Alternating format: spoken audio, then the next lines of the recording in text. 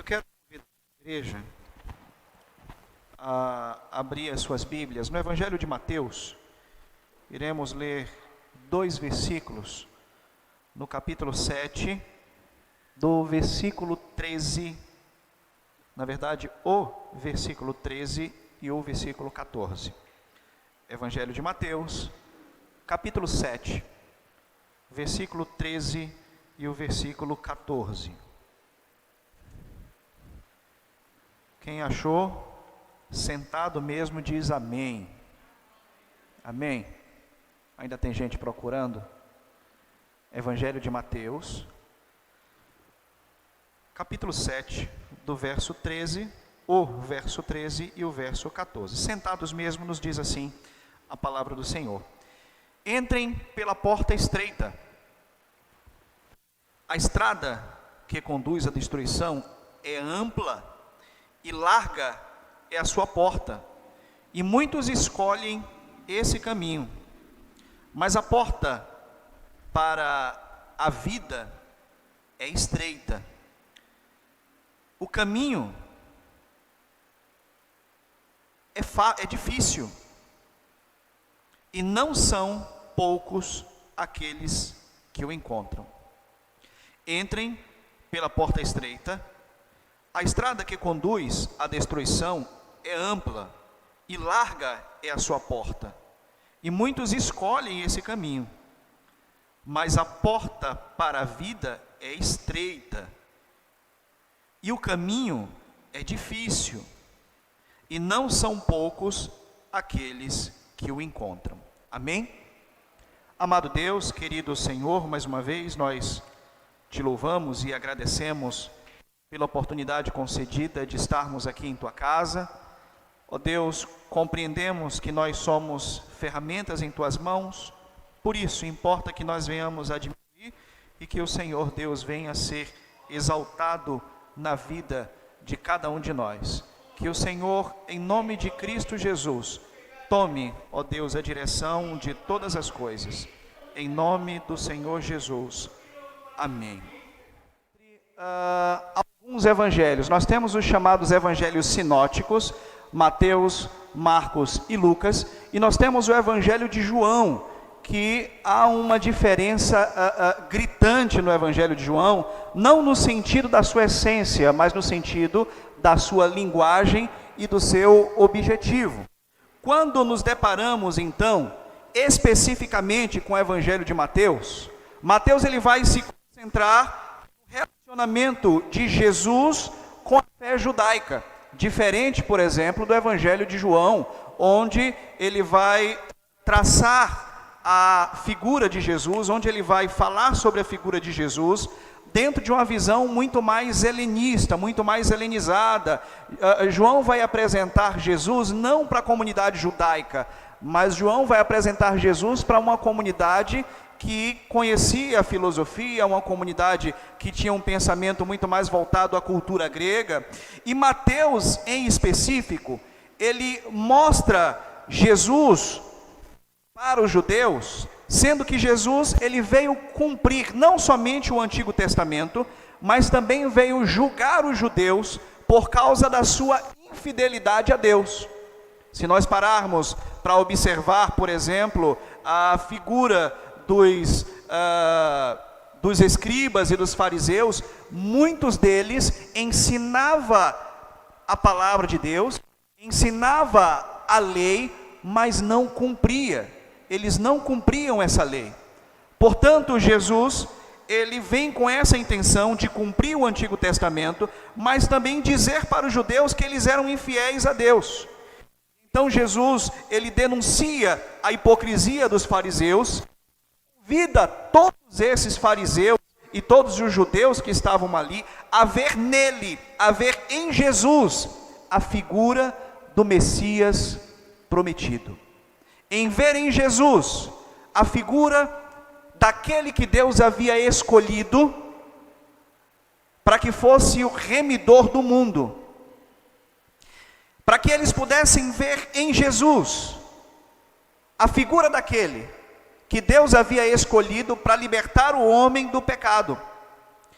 Mateus apresenta Jesus como um grande mestre, exatamente tendo em vista a proximidade que ele tinha com a cultura judaica.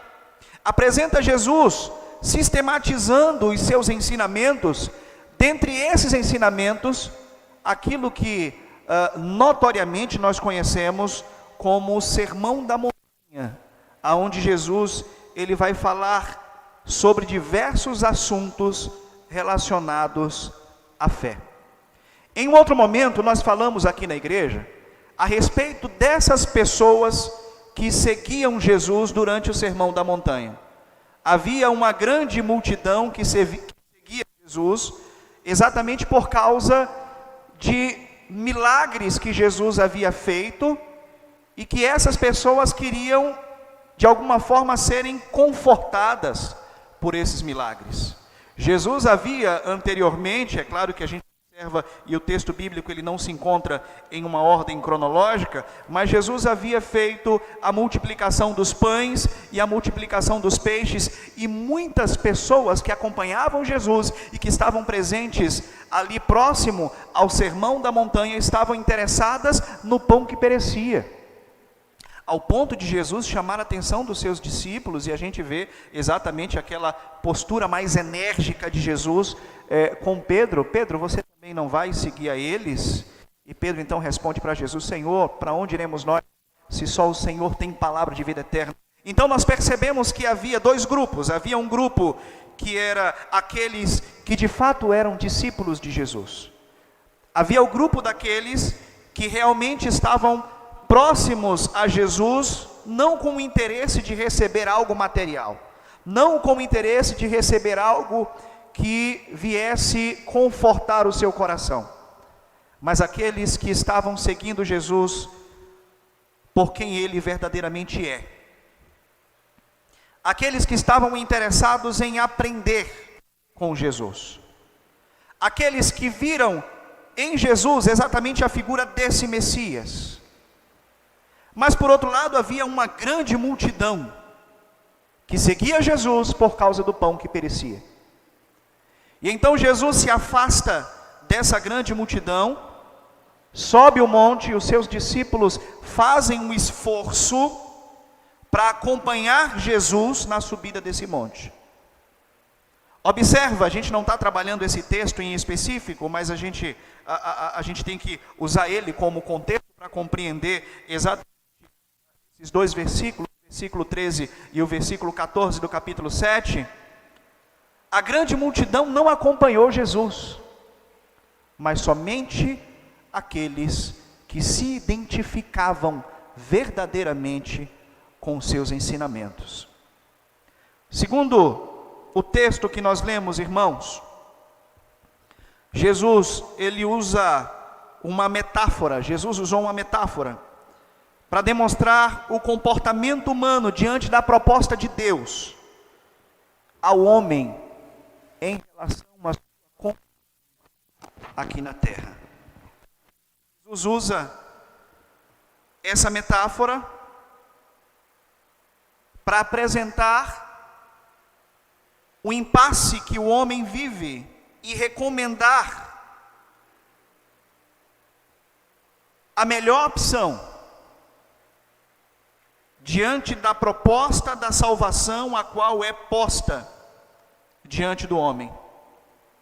O homem, ele deve viver uma vida santa. O homem, ele deve viver uma vida piedosa. E essa santa e piedosa, ela não pode ser a base do meu bel prazer, a base das minhas ideias, a base dos meus achismos. Essa vida santa e essa vida piedosa, ela precisa estar em consonância com a palavra de Deus. Mesmo que isso possa gerar conflitos, mesmo que isso possa gerar discordâncias, mesmo que isso venha gerar perseguições, mesmo que isso venha gerar qualquer tipo de dificuldade na nossa caminhada cristã. Dessa forma, irmãos, nós compreendemos que a porta, ela aqui é larga, convidativa para o homem. A porta ela é convidativa, ela é atrativa, é instigante. Dá para trocar o microfone? Ela é instigante.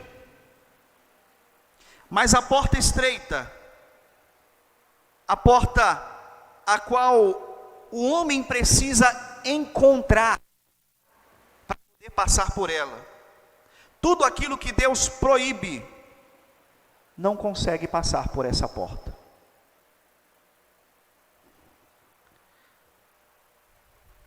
Quando nós analisamos esses 2 versículos, nós percebemos que há um paralelo. Existem 2 portas, existem 2 caminhos e existem 2 multidões. 2 portas, 2 caminhos e grupos de pessoas que são completamente distintos. As portas, irmãos, elas sempre existiram. É a coisa mais comum.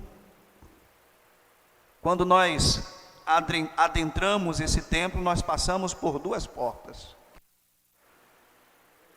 E o interessante é que a utilidade ela não foi alterada ao longo da história. A porta lá na época de Jesus, ela servia para a mesma coisa que serve nos dias de hoje. A porta, biblicamente, se a gente for fazer uma análise bíblica, ela pode ser apresentada na Bíblia de uma forma literal, mas ela também pode ser apresentada de uma forma figurada. Agora, tanto a porta apresentada de uma forma literal, quanto a porta de uma forma figurada, ela sempre terá o mesmo objetivo: proporcionar ao homem passagem, proporcionar ao homem o deslocamento de um ambiente para o outro.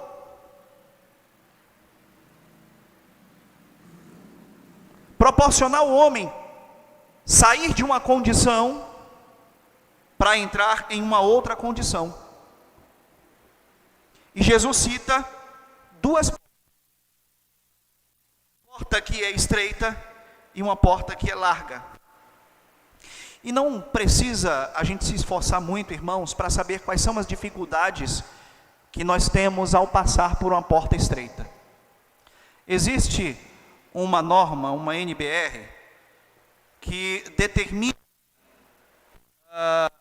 as medidas necessárias para a fabricação de portas.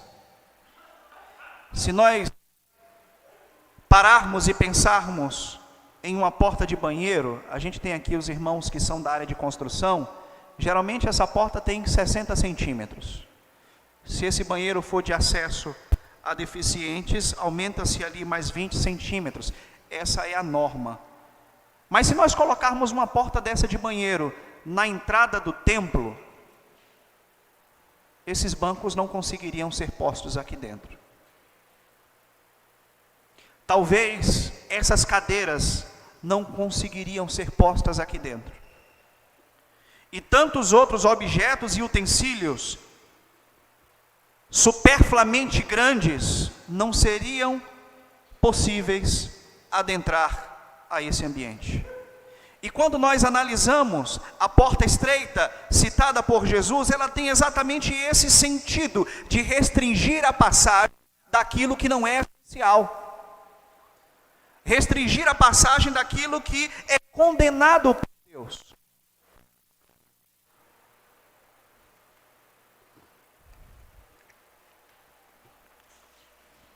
A porta estreita, diferente da porta larga, que é atrativa, ela é restritiva. Ela não permite a entrada daquilo que Jesus proíbe. O grande problema, irmãos, é que nós temos vivido hoje uma realidade Aonde muitos têm esquecido essa palavra de Jesus e têm considerado o Evangelho como uma porta que não é restritiva, que não há restrições ao longo da caminhada cristã. E isso é um equívoco. Entrai pela porta estreita, pois larga é a porta que conduz à perdição. Enquanto a porta larga, ela te convida a passar sem maiores dificuldades. Enquanto a porta larga, ela te convida em passar sem maiores sacrifícios. Enquanto a porta larga te convida a passar sem deixar nada. A porta estreita, ela restringe tudo aquilo que Deus não se agrada e não permite com que entre no reino dos céus. Mas então, irmãos, existe também os dois caminhos. Após a porta, existem os caminhos. Entrai pela porta e logo em seguida segue o caminho. Provérbios, capítulo 14, verso 12 nos diz: há caminhos que a pessoa considera corretos, mas que acabam levando à estrada da morte. Existem caminhos que muitas pessoas lá fora têm seguido, e têm seguido cegamente. Por mais que você venha tentar abrir os olhos dessas pessoas, cegamente elas insistem em traçar essa caminhada. Mas Provérbios diz que no final esse caminho vai levar ao local de morte. Isaías capítulo 55, no verso 7. Que o ímpio abandone o seu caminho e o homem mau os seus pensamentos. Nós observamos, irmãos, que tanto o autor de Provérbios quanto o profeta Isaías, eles vão apontar exatamente para esse caminho que Jesus cita no Sermão da Montanha. O caminho que vem após a passagem da porta larga, que não há nenhum tipo de restrição. Salmo de número 23, verso 3. Renova as minhas forças e me guia pelo caminho da justiça. O salmo aqui vai apontar também o caminho que é citado por Jesus, mas o caminho que vem logo após a porta estreita. E nós temos mais. João capítulo 14, verso 6, Jesus diz: eu sou o caminho, a verdade e a vida, e ninguém vem ao Pai se não for por mim. Então nós observamos, irmãos, que aquilo que Jesus aponta no Sermão da Montanha, ele é confirmado ao longo de todas as Escrituras. A existência de dois caminhos. Mas como é esse caminho de uma forma mais compreensível para nós? Em muitos momentos as Escrituras revelam esses dois caminhos, e sempre ela apresenta o caminho largo como um caminho que é mais escolhido pelas pessoas, um caminho aonde não há nenhum tipo de pressão para que você possa prosseguir, um caminho que não há nenhum tipo de correção, um caminho verdadeiramente largo. Você pode fazer aquilo que você quer, você pode se comportar da forma que você deseja, sem nenhum tipo de restrição, sem nenhum tipo de pressão, sem nenhum tipo de correção. Você é dono da sua vida. Esse é o caminho apresentado após a passagem da larga porta. Eu me lembro que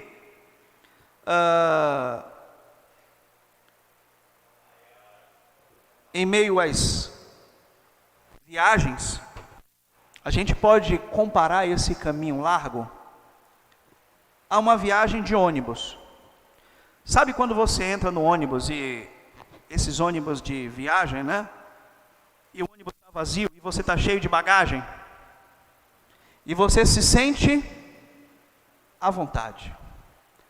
Você senta na sua poltrona, você deita a sua poltrona, você coloca os pés na poltrona da frente, você pega a sua bagagem e coloca nas poltronas que você não pagou, e não há ninguém que te repreenda por causa disso.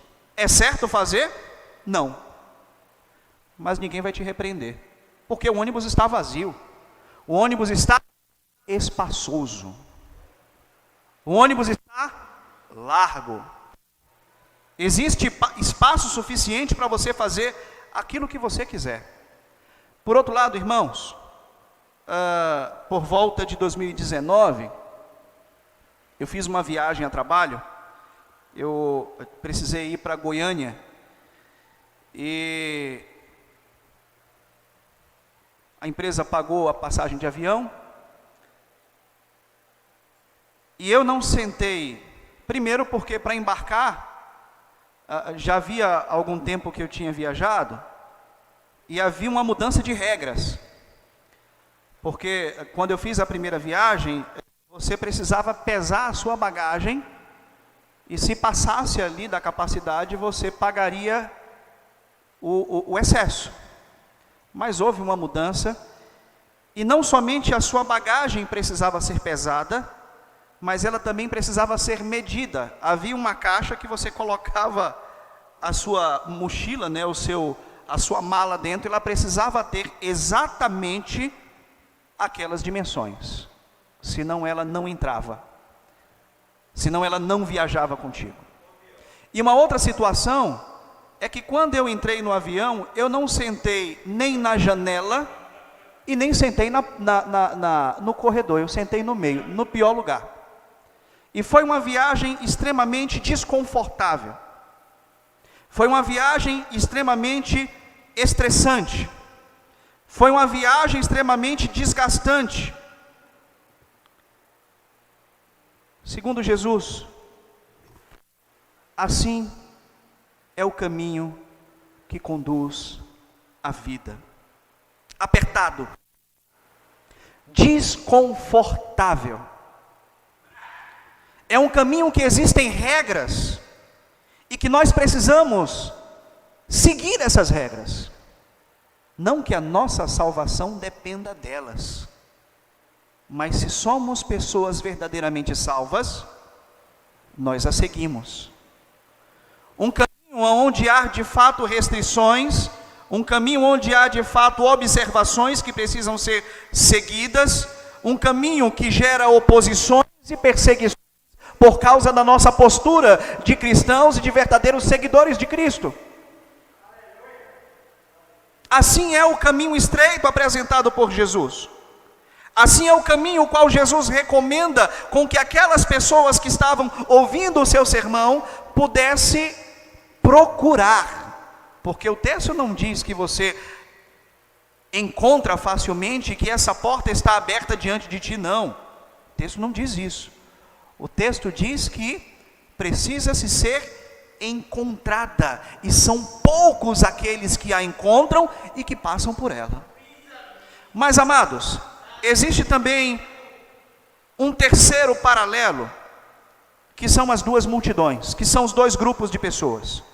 Se observarmos a ênfase dada por Jesus, a grande multidão que adentra pela porta larga, que adentra pela porta, a porta aonde não há restrições, a porta que é convidativa, é até inadequado fazermos uma comparação e dizer que o grupo que entra pela porta estreita também é uma multidão. É inadequado dizermos isso. Existe uma tendência humana a buscar simples. Se existe uma complexidade, o ser humano tenta simplificar. Essa semana eu estava brincando com Leoni. Existe um vídeo na internet que diz assim, e geralmente somos nós baianos que fazemos isso, né? Essa simplificação. Vamos para a praia. Aí o que é que o baiano faz? Vamos para praia. a gente simplifica, a gente reduz, a gente retira o excesso. E isso é uma tendência do homem em simplificar tudo. Tudo que é simples, tudo que é confortável, tudo aquilo que não dê trabalho, tudo aquilo que não gere esforços. Dessa forma, irmãos, a grande maioria, ela sempre vai optar a adentrar a porta que Jesus não recomenda entrar. Nós precisamos observar diariamente as Sagradas Escrituras e pautar as nossas vidas conforme os ensinamentos de Jesus Cristo. Mateus capítulo 25, verso 4 nos diz: e então o reino dos céus será como 10 virgens, que pegaram as suas lamparinas e saíram para encontrar-se com o noivo. 5 delas eram insensatas, e 5 delas eram prudentes. As 5 que eram insensatas, observa como existe o processo de simplificação. Elas não levaram consigo óleo suficiente para as lamparinas, mas as outras 5 tiveram bom senso de levar o óleo de reserva. Se nós fizermos uma ligação entre ambos os versículos, entre ambos os textos, as virgens que estavam levando as suas lamparinas com óleo são exatamente aquelas pessoas que buscam, que encontram e que tomam a decisão de passar pela porta estreita e pautar a sua vida nesse caminho estreito, nesse caminho mais dificultoso. Olha o trabalho que elas tiveram de ir buscar o óleo, de buscar o azeite, mas as outras não. Vivem a vida da forma que quer. Há uma maioria, irmãos, ou melhor, há uma minoria que são encorajadas por Jesus e se esforçam na passagem pela porta estreita. Será que nós temos traçado esse caminho? Será que nós temos tomado essa escolha? Uma minoria que decide pelo caminho apertado, que opta pelo desconforto presente, mas visando um benefício lá no futuro. Lembra quando Judá foi levado cativo para a Babilônia, e ali o rei da Babilônia pediu com que levasse para eles os príncipes, levasse para ele os jovens de Judá, e ali dentre eles foram levados Daniel, Misael e Azarias, e ali ofereceram para eles os manjares do rei, ofereceram para eles vida boa, ofereceram para eles tudo aquilo que um jovem da época podia receber. Ofereceram para eles uma porta larga. Mas a resposta deles foi não. Nós não queremos nos contaminar com os manjares do rei. Quantos irmãos, quantos crentes, quantos discípulos de Jesus, infelizmente têm se contaminado com aquilo que o mundo tem oferecido, têm flertado com aquilo que o mundo tem oferecido, têm aberto diálogos, e percebemos que esses diálogos são muito mais maléficos do que benéficos à igreja.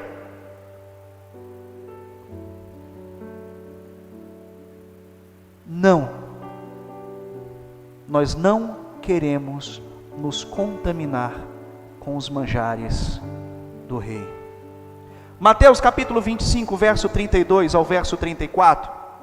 Todas as nações, elas serão reunidas em sua presença, e ele separará as pessoas como um pastor separa as ovelhas dos bodes, e ele colocará as ovelhas à sua direita e os bodes à sua esquerda, e então o rei dirá aos que estiverem à sua direita: venham, vocês são abençoados por meu Pai, recebam como herança o reino que lhes foi proposto desde a criação do mundo.